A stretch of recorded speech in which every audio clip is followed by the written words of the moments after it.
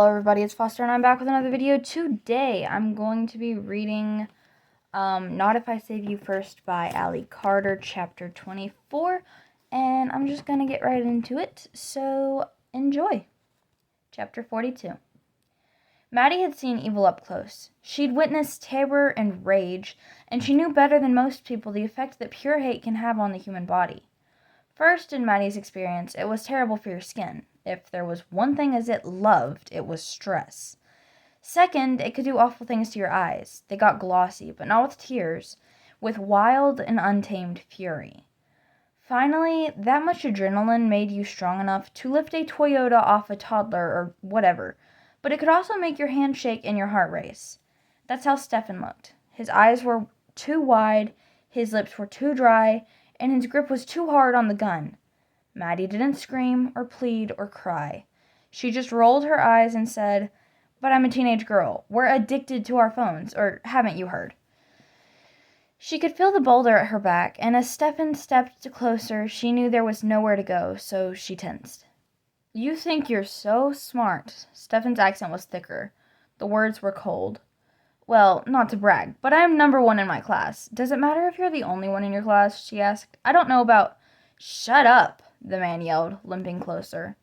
Maddie glanced down at the leg that wasn't quite moving right. The bear trap must have gotten him good, she realized. She tried not to smile. He'd wrapped rags around his hands, probably covering up some pretty nasty burns.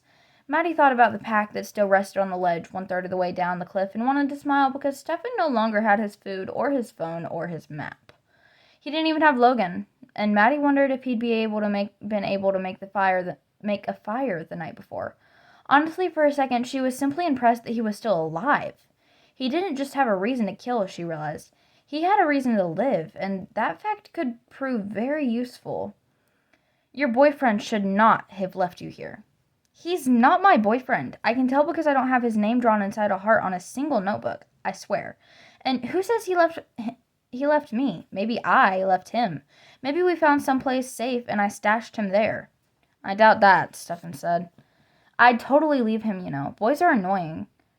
"True, but there is no safe place, and I am no fool. I knew you would come back for the phone. I've been watching this spot since daybreak. I saw him go over the edge." Stefan jerked Maddie against him, sliding the barrel of his gun along the smooth skin of her cheek like she needed to shave. "Now, you're going to be very quiet and very still, and when he gets back with the phone, I promise I will not kill you. You're a real sweetie, you know." "Quiet," he snapped, and placed an arm around her from behind. His big bicep pressed against her neck, but Maddie could look back at him. "So, what's your story?" Maddie didn't hide the sing-song lilt of her voice as she spoke. She didn't want to. She'd learned at a very young age that nothing annoyed manly men more than girly girls. And if Maddie had one talent, it was truly exceptional girliness. "Shut up and be quiet," Stefan snapped. "That's just a tad redundant, FYI. "Shut up," he hissed near her ear. Maddie couldn't help but shift her weight from foot to foot, almost pacing in place. She was careful of the ice or snow, though. No use falling to the ground and having Stefan accidentally pull the trigger. "You really do give a lot of orders," she told him. He tightened his grip. "I'm the one with the gun." "Well, yeah, sure, technically, but I'm the one with the winning personality, and that should count for something." "You should be scared," he said in the same tone a villain might use to say, "You should be dead," when the hero materializes 5 years later, hungry for vengeance. Stefan was confused, and Maddie couldn't blame him. So she turned back and shrugged. "Maybe, but I don't think you're a bad guy." He let her go and spun her around, grabbing Logan's unzipped coat and pulling her closer. "I have the gun," he reminded her. Maddie smiled and pulled away. "And I have Taylor Swift's signature scent. Doesn't make me a pop star. It just makes me smell like Taylor Swift." Which isn't as great as it sounds because, to a bear, Taylor Swift smells delicious. Stefan stuttered for a moment, then fell silent. Maddie talked on. "What makes you think he's going to care?" she asked. "He's a smart kid. He'll probably see you here, realize you still have a gun, and run for the hills." Maddie kept her gaze trained on the place where Logan was supposed to be. She only turned when she heard laughter. "What's so funny?" "You are." Stefan actually smiled. It looked so foreign on his gruff face with 2 days' growth of beard, his dirty clothes. He looked handsome, and Maddie was almost entirely certain that she hated him just a little more for it. "I'm not funny," she snapped. He'd knocked her down a cliff and held a knife to her throat and a gun to her back, but this was what Maddie found most offensive. "Yes, you are. If you think he's not going to come back, if he's not going to move heaven and earth to get you back, you're as crazy as you are stupid. He'll do whatever I say when he sees I have his woman."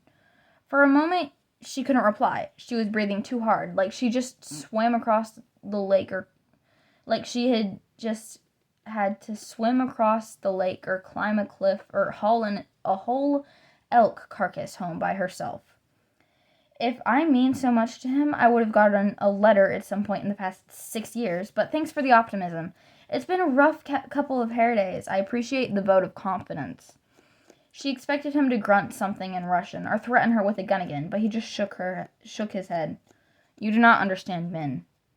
At which point Maddie decided to go ahead and get angry. She jerked away and snapped, "Well, that's just silly, because clearly I've been around so many of them." She threw her arms out wide and spun, taking in the vast expanse of snow-covered trees and ice-covered cliffs. Down below, the river was running faster. The deepest portion hadn't frozen, and she could actually hear the roar of one of the waterfalls that cascaded down the face of one of the mountains, a never-ending flow of ice-cold glacier water. But there was no puffs of smoke, no lights from high school football stadiums or movie theaters or any of the 100 things that Maddie imagined must dominate the life of the teenage girl. And there were certainly no teenage boys. "What?" she snapped when she faced him again. "Why are you smiling?" She wanted to slap that smile off his face for reasons that had nothing to do with kidnapping. "You remind me of someone," he admitted. This felt like progress to Maddie, proof that there might actually be a pulse beating beneath that too broad, too hard chest. "Who?" she asked. "Is there a Miss Evil Assassin back in Mother Russia?" "No," Stefan said, pulling her back toward him, turning her to make her a human shield. It was like she could actually feel him freeze. "I have no wife, but I do have a sister." She opened her mouth to speak, but the gun was pointed at her again, and Stefan was through talking. But Maddie never quit talking, so she asked, "What's she like?" "Alive," was Stefan's cold reply. "She's why you're doing this, isn't she?" Stefan didn't look scary so much as he just looked scared, and something inside of Maddie actually hurt for him in that moment, but she also hurt for herself and for Logan, because right then she knew that there would be no stopping him. This wasn't about money or politics or even terror. This was personal, and personal was the most dangerous thing of all. "The president always liked me, you know. You might not even need Logan. I'm enough. Just forget about Logan. You don't need him." "They do need him," Stefan snapped. "Only him." Maddie pulled back a little. "They, huh? Not we?" Stefan was silent for a moment. Eagles circled overhead, their shadows dark on the snowy ground, but the darkest part was the look on Stefan's face. "Maybe I will kill you after all." He raised the gun, he shook his head, and a shadow fell across them both as Maddie said, "Now."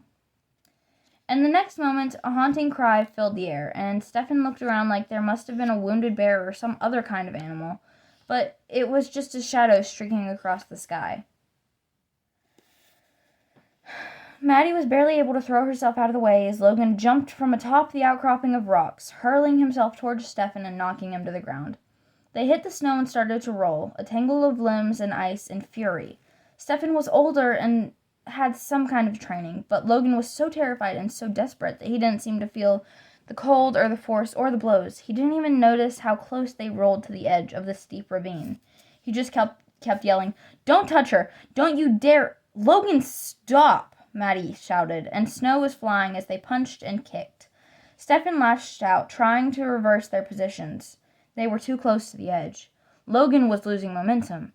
So Maddie did the most obvious thing in the world.